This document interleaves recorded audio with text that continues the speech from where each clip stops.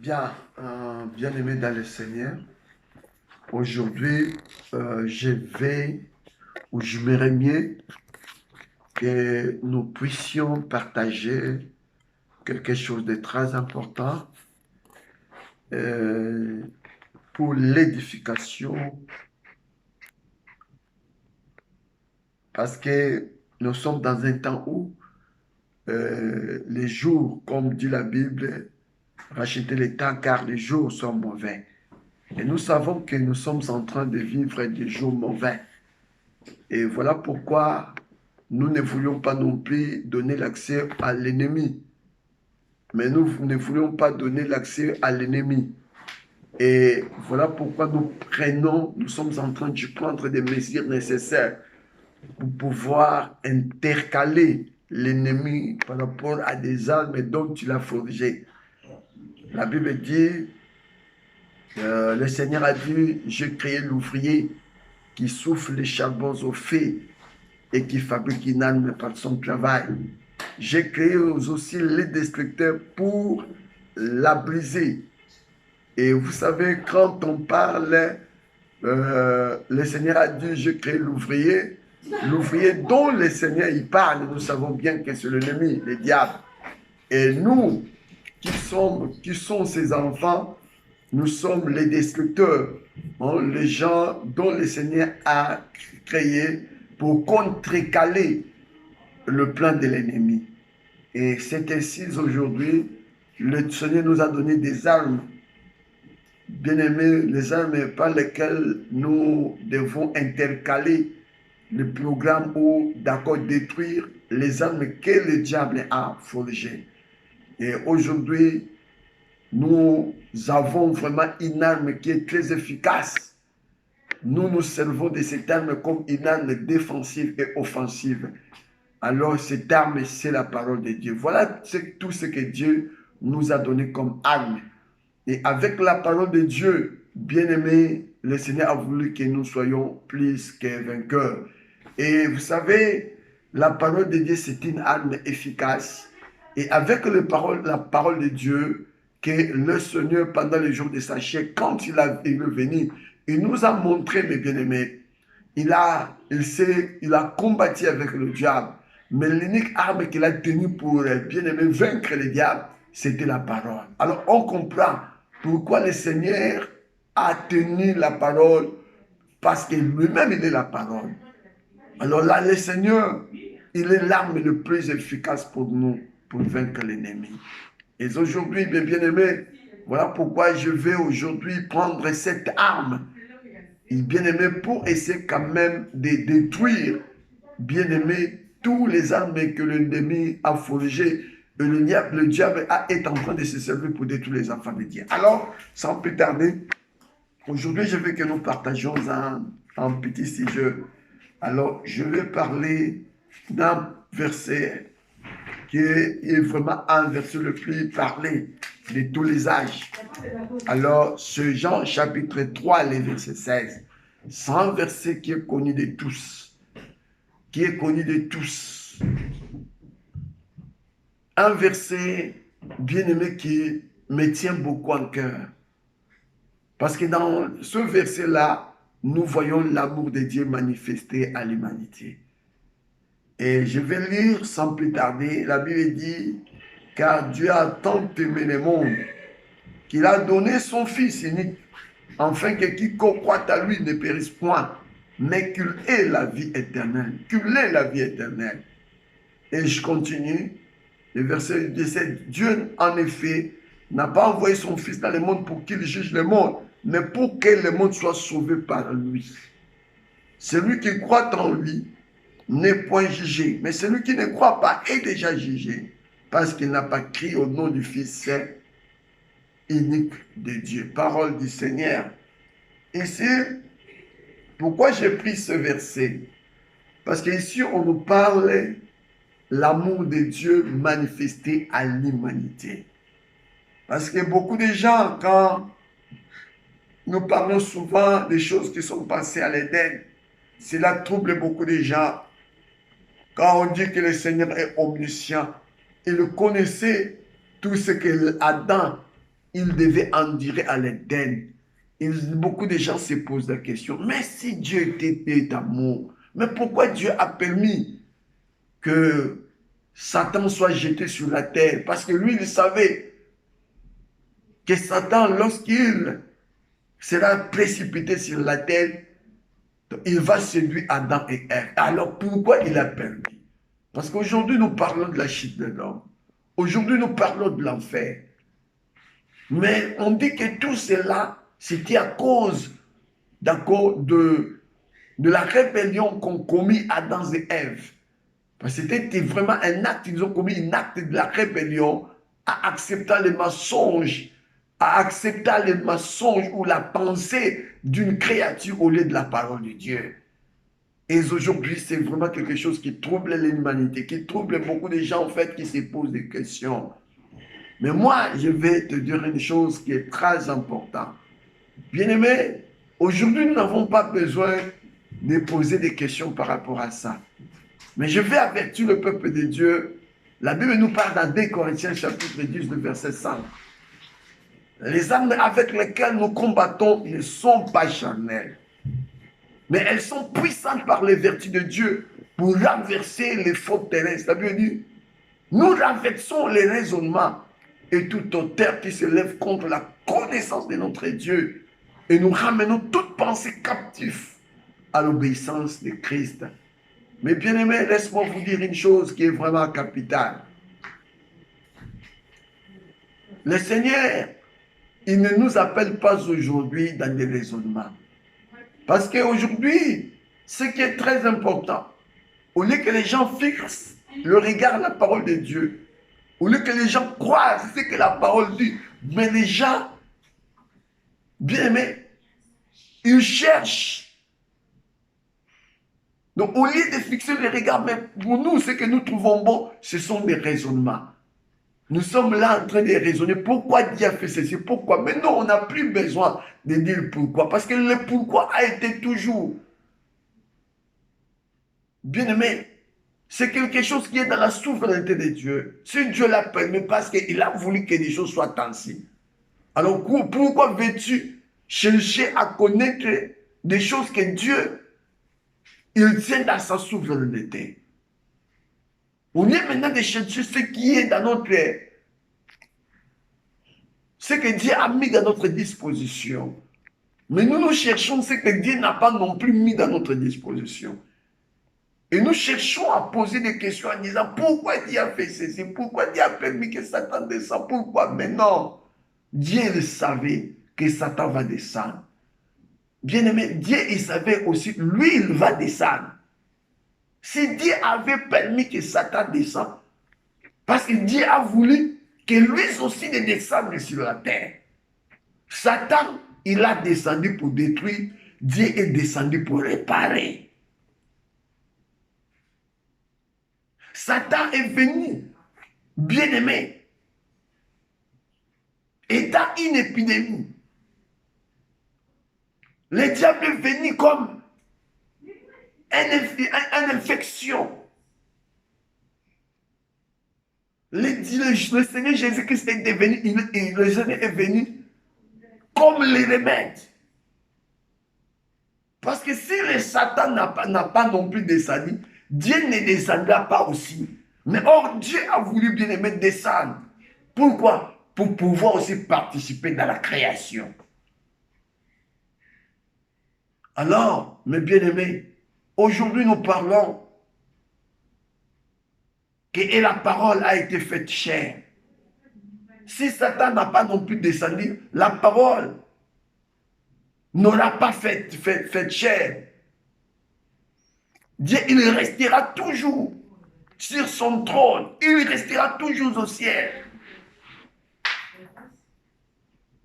Et il ne pourra pas non plus participer à la création comme nous avons vu la parole faite chair.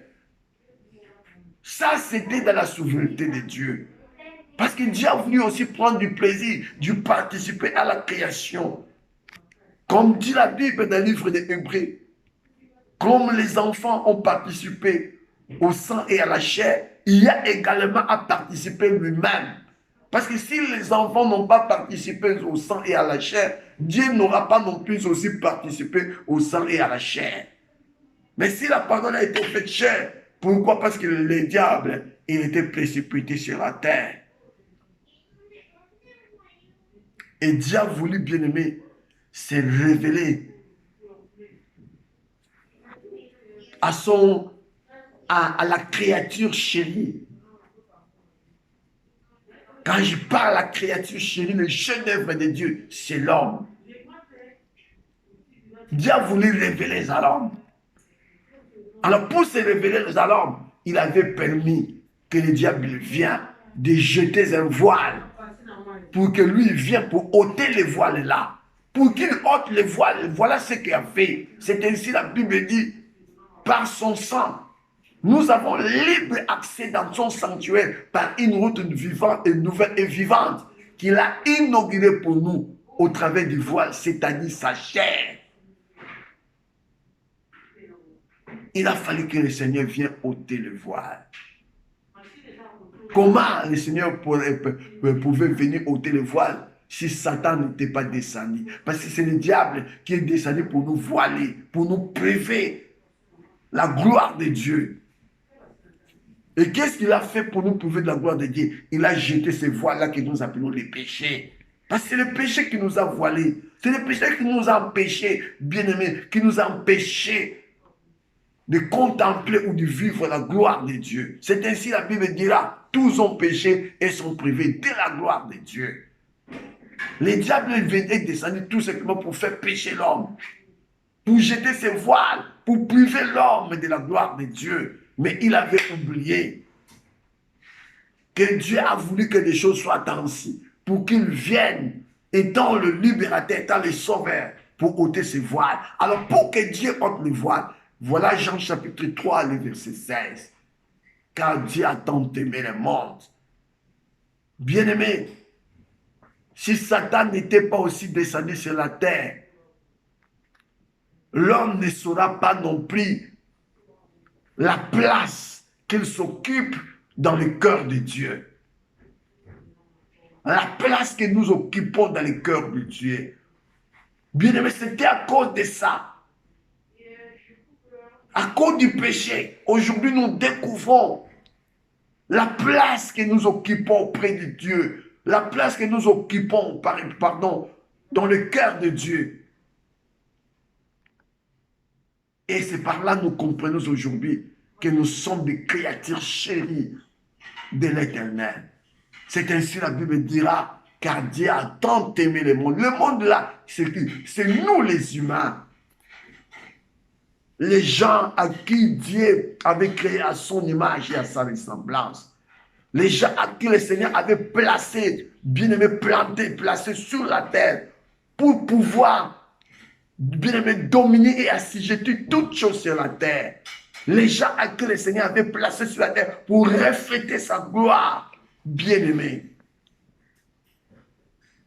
C'est ainsi, bien-aimé, quand nous sommes perdus, quand le diable est venu nous tromper, quand le diable nous a séduits, après avoir commis beaucoup de péchés, Dieu est venu maintenant pour faire ses rachats, pour prouver maintenant de son amour envers nous. C'est ainsi la Bible dira, Dieu a tant aimé le monde, il a donné son Fils unique. Bien-aimé, si Dieu a donné son Fils unique, c'était le seul moyen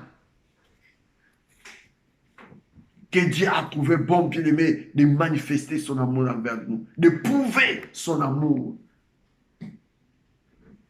Et Dieu, pour prouver son amour, il a conjugué un verbe que j'aime, le verbe donner. Il a donné son Fils unique. Qu'est-ce que Dieu a donné? C'est son Fils unique. Pourquoi Dieu a donné son Fils unique? Il a donné son Fils unique afin que quiconque croit en lui ne périsse point. Donc le diable est venu pour nous plonger dans la perte, pour que nous périssions. Il a voulu plonger l'humanité tout entière à la perte. Mais Jésus-Christ est venu, alléluia, étant le libérateur pour nous sauver. Bien-aimé, Dieu pour sauver l'humanité, il n'a pas envoyé une religion. Voilà pourquoi j'ai dit malheur à ceux-là, bien-aimés, qui cherchent les salis au travers d'une religion. Malheur à ceux-là qui courent derrière une religion pour sauver leurs âmes. Parce que Dieu n'a pas envoyé une religion pour le salut de l'humanité. Malheur à ceux-là qui courent derrière une église, bien aimé pour le salut de son âme. Non, Dieu n'a pas envoyé une église. Aucune église ne pourra te sauver, ni aucune religion. Parce que Dieu n'a pas envoyé une religion, ni une église, bien aimé, pour nous sauver. Mais pour nous sauver, Dieu a envoyé son Fils. Donc on comprend, bien aimé, quand nous parlons du salut, bien aimé, il y a une seule personne qui sauve, c'est Jésus. Si tu vas au travers d'une religion, tu ne trouveras pas, bien aimé, le salut. Si tu vas derrière une église, bien aimé, pour chercher le salut au travers d'une église, tu ne le trouveras pas. Si tu cours derrière une religion pour chercher le salut, tu ne le trouveras pas. Mais si tu viens à Jésus, bien aimé, je vais te dire ce soir, tu auras la vie. Et comment on vient à Jésus? En croyant à lui. Afin que quiconque croit en lui ne périsse point. Ça, bien aimé, cela inscrit la race. Aujourd'hui, nous avons des problèmes raciaux qui est en train, bien aimé, de ronger notre société. Nous voyons des gens qui sont racistes, qui n'aiment pas une autre race, bien aimé, auprès d'eux. Les autres, nous avons des problèmes de tribal, racial. Mais pour Dieu, il fait exception d'aucune race, d'aucune tribu, d'aucune nation. Dieu appelle toutes les nations de venir à lui. Donc il appelle le monde entier, les êtres humains, peu importe de la race, de la tribu, des nations que tu fais partie. Parce qu'on ne dit pas non plus, ici on n'a pas non plus limité. Le salut de Dieu n'a pas de frontières. Le salut de Dieu est sans frontières. Jésus-Christ est venu, bien-aimé, d'accord, accorder le salut à l'humanité sans frontières. Peu importe la race que tu fais partie. Mais si tu crois en lui, la Bible dit que tu seras sauvé. Parce que le but de sa venue, c'est ce que la Bible dit. Car Dieu n'a pas envoyé son Fils dans le monde pour qu'il juge le monde, mais pour que le monde soit sauvé par lui. Le monde sera sauvé que par lui. Le monde dont on parle, c'est nous les êtres humains. Le monde dont on parle, c'est nous les êtres humains. Dieu nous appelle, mes frères. Jésus-Christ n'est pas venu pour nous juger. Mais Jésus est venu pour nous sauver. Voilà pourquoi nous parlons de ce Fils de Dieu. Le but de sa venue, c'est pour sauver l'humanité. C'est ainsi, c'est un jour, ils ont ramené vers lui une femme, surpris en flagrant délit d'adultère. Ils ont dit, la loi nous ordonne de telles personnes, elles méritent la mort. Et les gens qui ont entraîné la femme vers Jésus, ils tenaient dans leurs mains des pierres pour lapider la femme. Mais laisse-moi vous dire, Jésus non plus n'a pas condamné la femme. Et il n'a pas laissé aussi la femme là être condamnée, bien aimée, par tous ces gens, tous ces, comment dirais-je, tous ces prédateurs là qui cherchaient à ruiner la vie de cette femme pour la détruire, sans pourtant savoir eux-mêmes c'était des pécheurs. Voilà des choses qui nous arrivent aujourd'hui. Nous cherchons aussi à condamner les gens, bien aimés, tandis que nous-mêmes aussi, nous commettons des choses comme les autres, comme les gens à qui nous condamnons. Ça, c'est de l'injustice. Comment veux-tu condamner quelqu'un, toi qui n'es pas juste? Comment veux-tu juger, toi qui n'es pas juste? Bien aimé, l'unique personne qui a le pouvoir de juger, c'est le juste. Or, la Bible dit, il n'y a qu'un seul, le juste, la terre est juste, c'est Jésus-Christ de Nazareth. Lui, celle qui jugera le monde avec justice et les hommes avec droiture. Et ces jours-là, bien-aimés, tous ces gens-là qui ont amené ces détracteurs, qui ont voulu lapider la femme, ils ont compris que c'était des pécheurs. Et personne ne pouvait lapider la femme. Ils ont bien aimé. Chacun, il a jeté sa pierre pour prendre la fuite. Et la femme est restée seule avec le Seigneur. Le Seigneur dira à la femme, moi aussi je ne te condamne pas. Voilà. Je vais te dire ce soir, Jésus-Christ n'est pas venu pour te condamner. Parce que la femme là, elle représente aujourd'hui toi et moi. Ces gens-là, ils ont ramené la femme-là à Jésus. Il a fallu que Jésus puisse faire le jugement. Mais étant le Fils de Dieu, il a dit à la femme, je ne te condamne pas. Voilà ce que Jésus, il fait à tous ceux qui viennent à lui. Bien-aimé, quand nous venons à Jésus, laisse-moi te condamner. C'est par là que le jugement tombe. Dieu ne peut pas non plus nous condamner. La condition pour que nous ne soyons pas condamnés, c'est de venir à Jésus. Voilà la grâce que la femme l'a haïe. Parce qu'elle est venue à Jésus.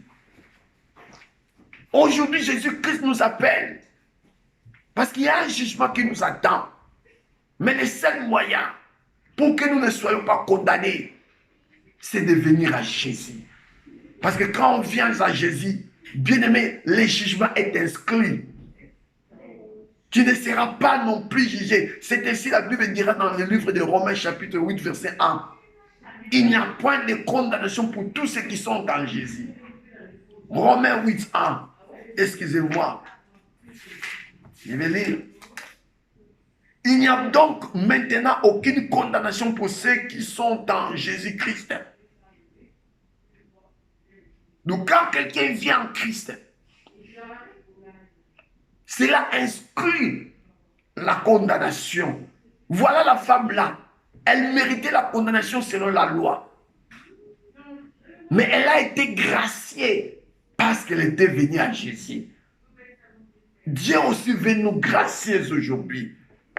Il nous appelle aujourd'hui de venir en Jésus pour que la condamnation tombe. Parce que si on ne vient pas en Jésus, bien-aimé, laisse-moi vous dire, si la femme là, ces jours-là, on n'avait pas non plus à traîner cette femme-là en Jésus, cette femme, elle n'allait pas vivre. Elle allait être bien-aimée tuée. Parce que bien-aimé, la loi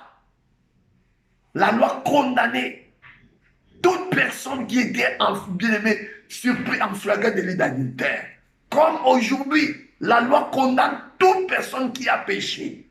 Or, la Bible dit qu'il n'y a point de juste pas même un seul. Donc, selon la loi, nous sommes tous des condamnés. Et nous méritons comme salaire la mort. La Bible dit que le salaire du péché, c'est la mort. Mais le don gratuit de Dieu, c'est la vie éternelle en Jésus-Christ, notre Sauveur, notre Seigneur.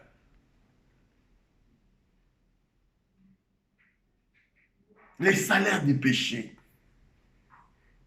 c'est la mort. Donc, il y a la condamnation qui nous attend, étant des pécheurs. Mais bien aimé, la grâce est encore là. Jésus est encore là. Il nous appelle de venir à lui. Pour que nous soyons graciés comme cette femme. Elle a été graciée. Et personne ne pouvait la condamner. Même Jésus-Christ lui-même, il ne pouvait pas non plus condamner la femme. Pourquoi? Parce qu'elle est venue à lui. C'est ainsi Jésus a dit, venez à moi, vous tous qui êtes fatigués et chargés, et je vous donnerai du repos. La femme là aussi a eu le repos parce qu'elle était une esclave. Elle était soumise à la loi de l'esclavagisme, donc au travers des actes qu'elle posait. L'adultère, c'est un esprit derrière ça. De la même manière, toi et moi, je ne sais pas quel est l'esprit qui domine sur toi. Mais cette femme-là, bien-aimée, elle a eu le repos de sa vie. C'est à dire quoi?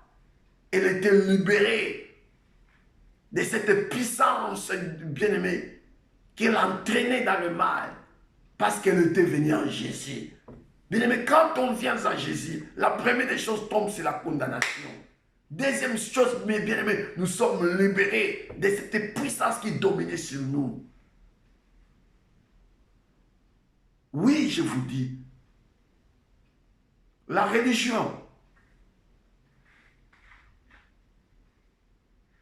va te présenter tout simplement la loi. Voilà ce que la religion fait. Voilà pourquoi j'ai dit malheur à tous ces gens-là qui cherchent les salis au travers d'une religion.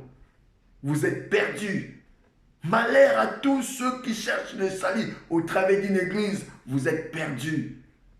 Parce qu'une religion, la religion te fera présenter tout simplement la loi. Voilà ce que la religion peut faire pour toi. Te montrer seulement bien-aimé. Ça c'est bien, ça ce n'est pas bien. Ça c'est la loi. Parce qu'en fait la loi, pourquoi la loi est venue? Pour nous montrer tout simplement les péchés, donc l'interdiction, notre limite à nous. Là où nous sommes limités par rapport à nos œuvres, par rapport à nos actes. Te dire que tu ne peux pas non plus aller au-delà de ça, parce que si tu vas au-delà, tu commets, d'accord, un péché. Mais laisse-moi vous dire, mais montrer le péché, c'est comme aujourd'hui nous sommes confrontés à une maladie que nous appelons coronavirus.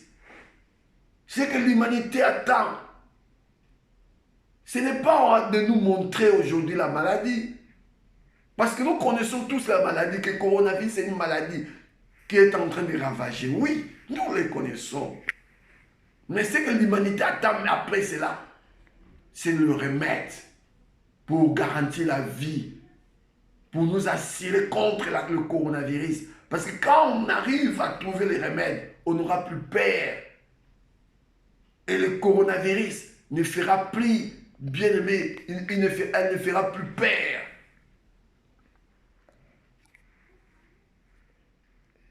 Elle ne fera plus peur. La maladie, la coronavirus. Si aujourd'hui les gens ont peur du coronavirus, bien aimé, parce qu'il n'y a pas les remèdes pour ça. À la religion, il te montre la maladie, mais il ne te donne pas les remèdes. Il te montre tout simplement, d'accord, le bien et le mal, mais après cela, qu'est-ce qu'il te donne après? Il ne te donne rien. Mais quand on vient à Jésus, bien aimé, Jésus-Christ, il nous donne maintenant les remèdes. Les remèdes, c'est quoi? Quand on vient à Jésus, parce que les gens ne comprennent pas c'est quoi ça les péchés. Bien aimé, derrière toute chose, il y a un esprit. Donc quand on parle de péché, c'est quoi? Ce sont des esprits, les esprits démoniaques. Donc quand tu vois quelqu'un voler, sache qu'il y a des esprits derrière lui qui le poussent à commettre cet acte. Et les esprits-là ont pris le dessus dans la vie de cette personne. Ce sont des esprits-là qui commandent la personne, donc qui poussent la personne à commettre, bien aimé, tous ces actes fâcheux. Mais quand on vient à Jésus, qu'est-ce que Jésus-Christ fait? Jésus-Christ maintenant nous propose les remèdes. Au lieu qu'il te montre seulement le péché, non. Il te donne les remèdes pour se guérir. Ça veut dire quoi? Jésus-Christ maintenant, il viendra. Donc il te donnera son esprit. Et quand l'esprit de Jésus-Christ viendra à toi, les esprits là maintenant qui te possédaient, les esprits là qui te poussaient à commettre le mal, prendront la fuite.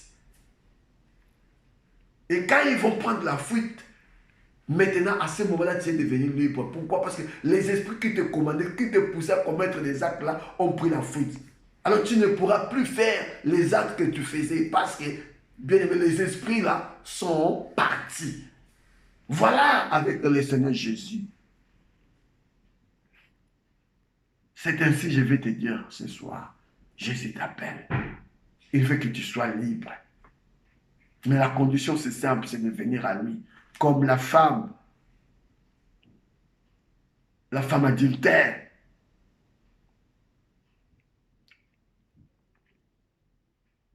Elle était devenue libre. Et il n'y avait plus la condamnation. Personne ne pouvait la condamner. Jésus t'appelle aujourd'hui. Si tu viens à lui, personne ne pourra te condamner. Il n'y a plus de condamnation pour toi. Et deuxièmement, tu deviens libre. Jésus t'appelle. La Bible dit, À tous ceux qui l'ont reçu, Jean chapitre 1, le verset 12. À tous ceux qui l'ont reçu, à ceux qui croient à son nom, elle a donné le pouvoir de devenir enfant de Dieu. Donc quand tu reçois Jésus, quand tu crois à son nom, elle te donne les pouvoirs, donc le Saint-Esprit. Donc parce que, bien aimé, laisse-moi vous dire, pour ce qui concerne notre délivrance, il est question du pouvoir.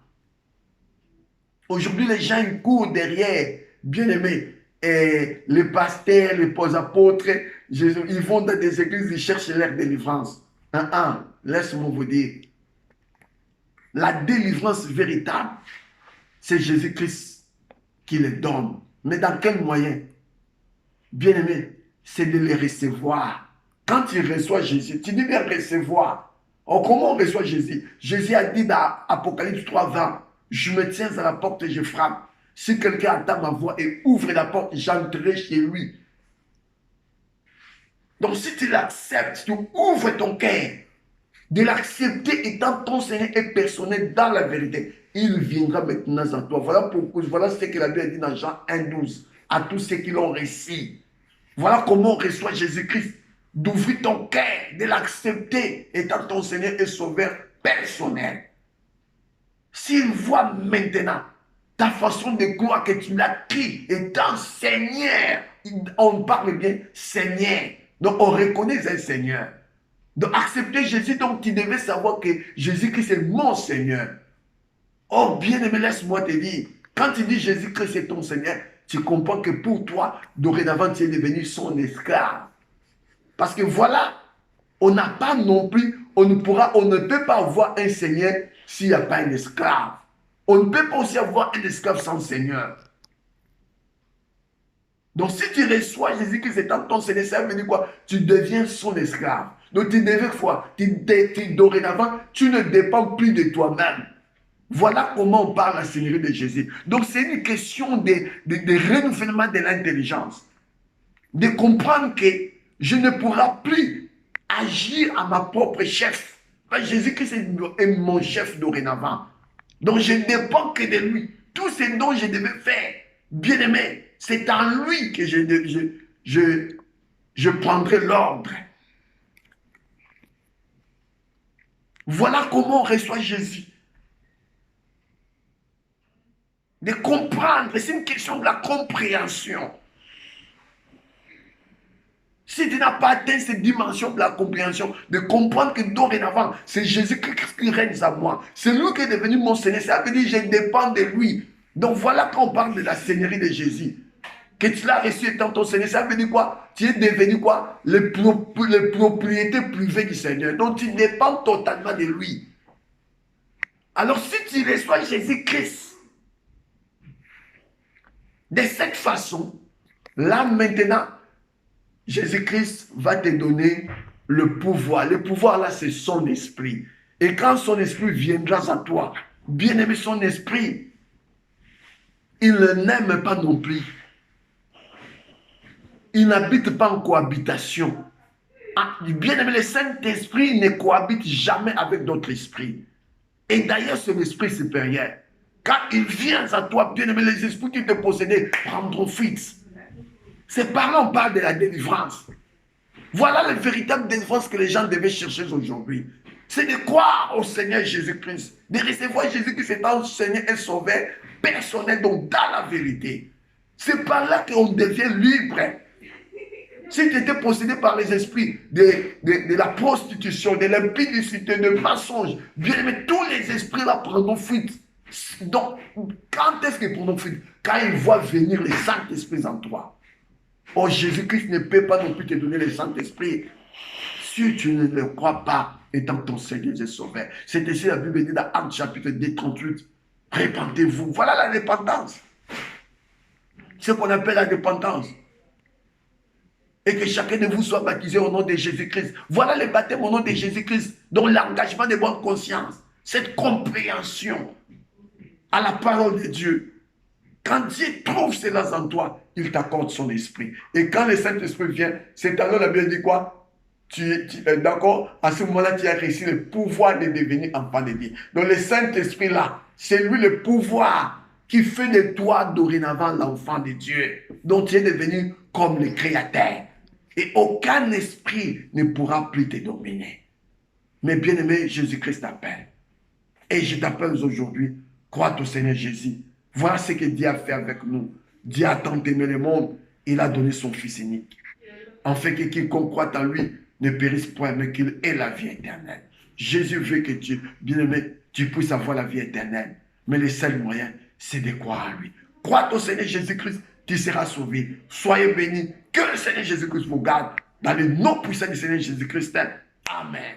Soyez bénis.